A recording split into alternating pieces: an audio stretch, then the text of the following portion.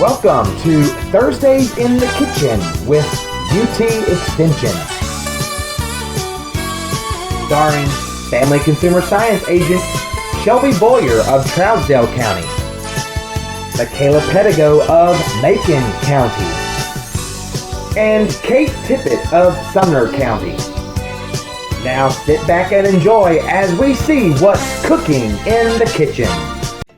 It is Shelby Boyer here, and today on this episode of Thursdays in the Kitchen, we are talking about Mother's Day. Mother's Day is right around the corner. Actually, it is Sunday, so 4 days away. So one thing that you usually do for your moms is have brunch. So today I'm going to show you a recipe that you can have at your brunch table this coming Sunday for Mother's Day.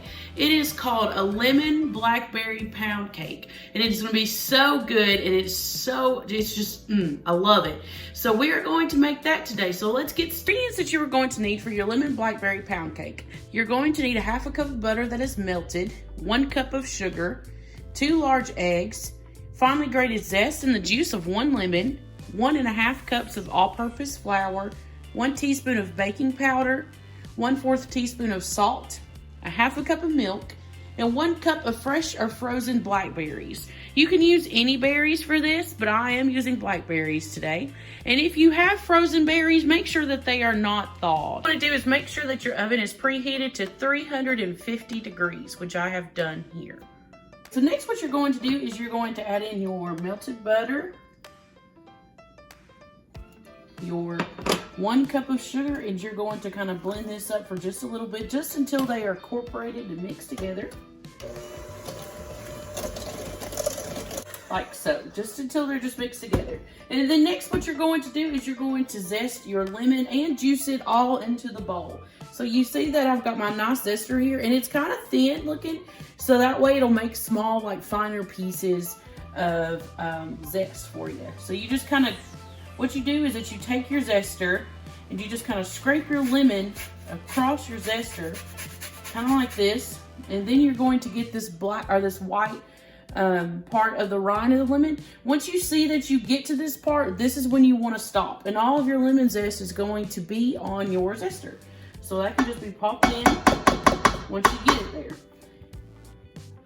We'll just keep going.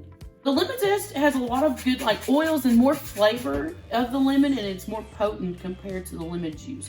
So this is why it's always added in a lot of baking dishes, because it's just very flavorful.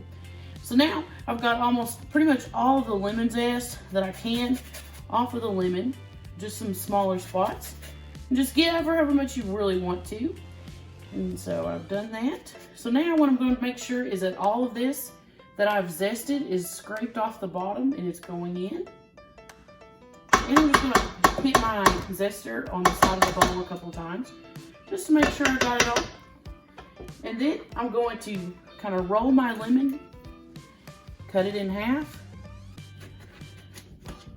and I'm going to juice it cup side up so that way any seeds is going to be in my hand instead of in my product. Since I have got my lemon zest and lemon juice in here, I'm going to mix this up with my hand mixer until it is very well combined. All right, and you see that it's kind of got a creamy texture to it. It looks good. Okay, so now after I've got this in here, I'm going to set this aside, and in my smaller bowl here, let me move this, I'm going to start adding in all of my dry mixture. I'm going to start measuring my dry ingredients, so I'm going to need 1 1/2 cups of all-purpose flour. So what I always do is you want to make sure when you're baking, everything is level and concise. So when you get a big scoop of flour like this, you don't want to put this in here just the way that it is, because it's more than 1 cup. So what I always do is I take a butter knife and use the back side of it and just scrape it right across. Make sure that all of that flour is out of there, and level it.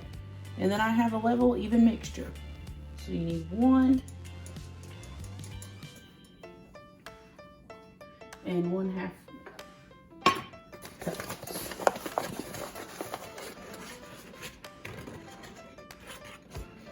Do the same. There it is. Now that's in there. And then what else goes in here after adding in my flour? What goes in here after adding in my flour is 1 teaspoon, which I have here, of baking powder. And one good thing about baking powder is if you get it in the thing, it has one of these little lips on the side. So all you have to do is just scrape the side of your spoon on there and it's level. All right. And then after adding in the 1 teaspoon of baking powder, I'm going to add in 1/4 teaspoon of salt. Make sure that's level and it's in there. All right. So now I have got all of my dry ingredients. I'm going to just kind of stir them together. All right, now back to my liquid mixture. I'm going to add in my 2 eggs.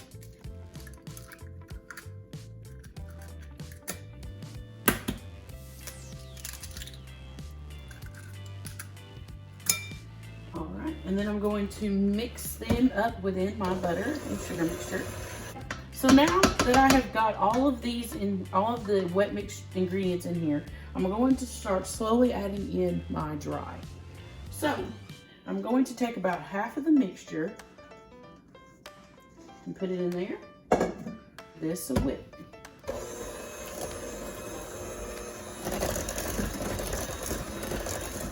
Now I'm going to add in the rest of the dry.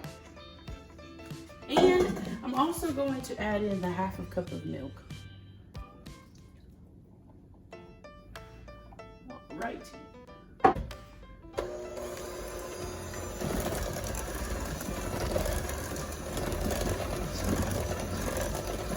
I have got all of my batter made. The last thing that I need to add is my blackberries.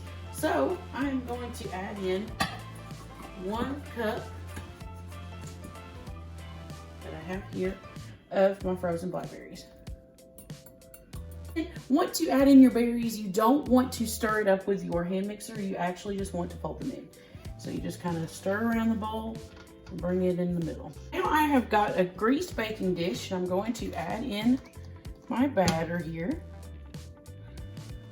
I'm going to put this in the oven for 50 to 60 minutes or just until it springs back and sticks a fork in it and it becomes clear. My bread is out and you can see it looks really good and it baked until it springs back. It's beautiful. So now this is just an option. If you want to, you can make a glaze to go on top of your pound cake. So that is actually what I'm going to do here. So you see I have a 1/4 cup of powdered sugar here in measuring cup. I'm going to just put that in my bowl. And you're also going to take a 1/4 cup of lemon juice and put that in. You can usually make this glaze out of anything. So you can make it out of like milk or vanilla or something like that. But I'm just using lemon juice for the reason that it is a lemon pound cake. But I'm going to mix this up. I have my glaze mixed up, so what I'm going to do is I'm just going to pour it over the pound cake, and I will pour it over and I will cut a slice so you guys can see what it looks like. There you have it, the lemon blackberry pound cake that looks so good. I'm so excited to try this. Next up, you will have Michaela Pettigo, and she's going to be talking about healthy baking alternatives that you can use while you're baking. Thank you, Shelby, for showing us how to make a yummy lemon blackberry pound cake for a Mother's Day treat. Now I'm going to cover healthy baking alternatives to give your recipes a more nutritious boost. Follow these tips for delicious baked goods with more nutrients and less added sugar and saturated fat. Instead of focusing on what to cut out, why not focus on incorporating nutrient-rich ingredients into your recipes? So let's go over those. You can add a fruit or vegetable, such as shredded or pureed apple, prune, carrot, banana, or pumpkin to recipes to increase nutrients, flavor, and moisture, and to replace some of the butter or oil in a recipe. Try a whole grain flour, such as white whole wheat flour can be substituted 1-for-1 for all-purpose flour in most recipes. You also can replace up to half of the all-purpose flour in a recipe with a whole grain flour without making any major adjustments to the recipe. Experiment with recipes that use less common flours or flour substitutions, such as try recipes with almond flour, which works well for crust and can be incorporated into the dough. Also, black beans can be substituted for flour, such as in black bean brownies, and I can say these are actually really good. This is a great way to fit in an extra dose of protein. When baking, swap 1 cup of flour for 1 cup black bean puree, which is about 1 15-ounce can of black beans. Use low-fat or fat-free dairy products such as milk, buttermilk, and yogurt or Greek yogurt. For cream, you can substitute fat-free half and half or evaporated skim milk. And for full-fat cream cheese, you can substitute fat-free or low-fat cream cheese or pureed low-fat cottage cheese. Consider swapping cream cheese frosting for a higher protein frosting made from low-fat plain or Greek yogurt. You can reduce the amount of saturated fat and added sugars found in recipes in a number of ways. For instance, try these modifications that I'm going to mention. Swap butter for healthier fat options. When modifying a favorite recipe, you generally can trade some of the butter for a heart-healthy oil such as canola or avocado oil. However, don't replace all of the butter with oil unless you're okay with sacrificing the texture of the product. Or you can substitute pureed avocado for butter. When using avocado in lieu of butter, substitute 1 cup of pureed avocado for every 1 cup of butter. Reduce your oven temperature by 25% and increase your baking time accordingly. Simply cut sugar. As a general rule, you can reduce sugar in a given recipe by 25% without notable differences. For instance, if a recipe calls for 4 tablespoons of sugar, reduce the amount to 3 tablespoons. When reducing sugar, you may need to increase the liquid in a recipe, so be aware of that. There is room for all foods, even baked goods, in a healthy eating pattern. Focus on occasionally enjoying small portions of your favorite treats and experiment with creating healthier versions of your favorite recipes for more nutrients in each delicious bite. Next up is Kate, covering food safety tips related to baking. Thank you so much, Michaela. Kate here again with some helpful tips for baking. The first thing is making sure that you have read your recipe. Make sure that you have all of the ingredients on hand and that you have the proper baking equipment as well. When it comes to ingredients, butter is a very common ingredient in baked goods.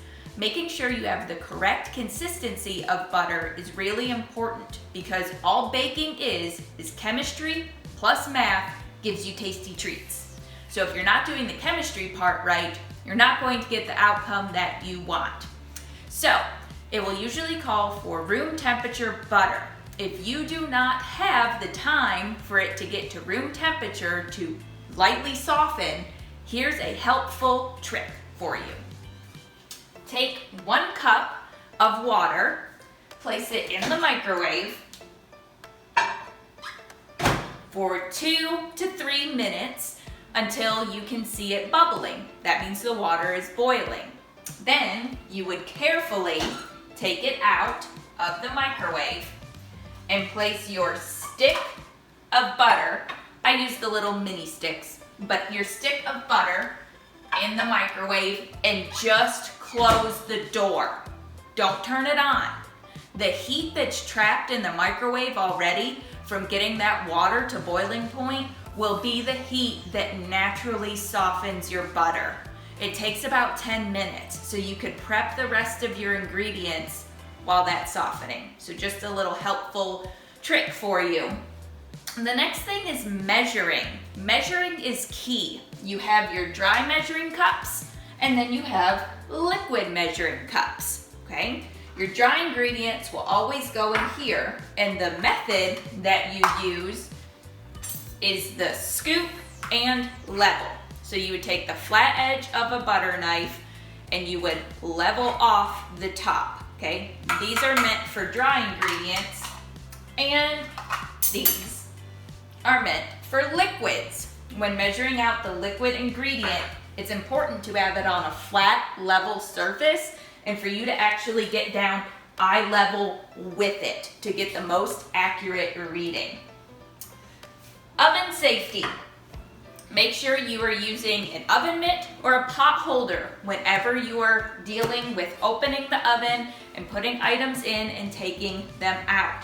Also, it's important to pull on the actual oven rack to make sure that you are not sticking your hand in the oven and possibly getting burned on the rack.